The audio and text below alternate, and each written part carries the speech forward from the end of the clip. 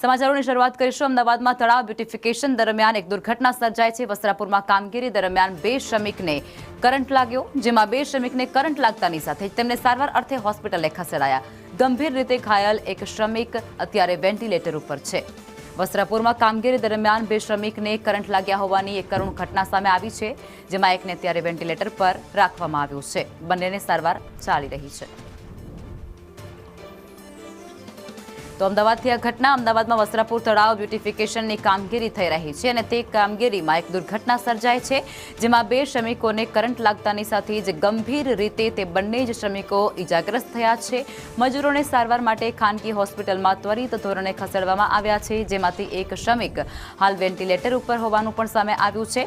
ચેતન અને કૌશિક નામના 2 જે શ્રમિકો છે તેમને જ કરંટ લાગ્યો છે, જેમાં બેદરકારી કોની છે તે સૌથી મોટો સવાલ અહીં ઉદ્ભવી રહ્યો છે।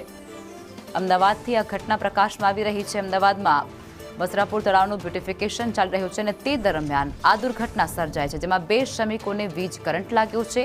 વીજ કરંટ લાગતાની સાથે જ તેમને હોસ્પિટલે ખસેડાયા છે।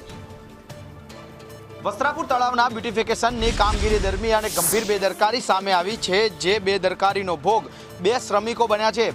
તળાવની પાસે આવેલી જે બાઉન્ડ્રી વોલ દરમિયાન જે ખોદકામ ચાલતું હતું, એટલે કે વોલ બનાવવા માટે જે માટી ખોદવામાં આવી રહી હતી, ત્યાં પસાર થતા એક વાયરના કારણે જે શ્રમિકો છે તેમને કરંટ લાગ્યો છે। ચેતન અને કૌશિક નામના જે 2 શ્રમિકો છે તેને અહીંયા ખોદકામ દરમિયાન કરંટ લાગ્યો હતો અને જે જગ્યાએ ચપ્પલ પડેલું દેખાય છે ઇલેક્ટ્રિક ડીપીની બાજુમાં, તે જ જગ્યાએ એ બનાવ બન્યો હતો। અન્ય એક શ્રમિક છે તે જે લોખંડના સળિયા નાખેલા છે તેની પાસે ઊભો હતો અને તે સમયે આ બનાવ બન્યો છે। બનાવ દરમિયાન અત્યારે જે બંને શ્રમિકો છે તેમને ગંભીર રીતે ઈજા પહોંચતા તેમને હોસ્પિટલમાં દાખલ કરવામાં આવ્યા છે, જ્યાં સંજીવની હોસ્પિટલ ખાતે તેમની જે તે સારવાર કરવામાં આવી રહી છે। જોકે સૂત્રોનું કહેવું છે કે એક જે શ્રમિક છે તેની હાલત ગંભીર છે, તો અન્ય એક શ્રમિક અત્યારે સારી સ્થિતિમાં હોવાનું જાણવા મળી રહ્યું છે। પરંતુ આ અંગે બેદરકારી કોની અને કોર્પોરેશનની કામગીરી દરમિયાન જ જો આવી લાલિયાવાળી હોય તો આવા બનાવની અંદર બેદરકાર કોને ગણવો તે સૌથી મોટો પ્રશ્ન છે।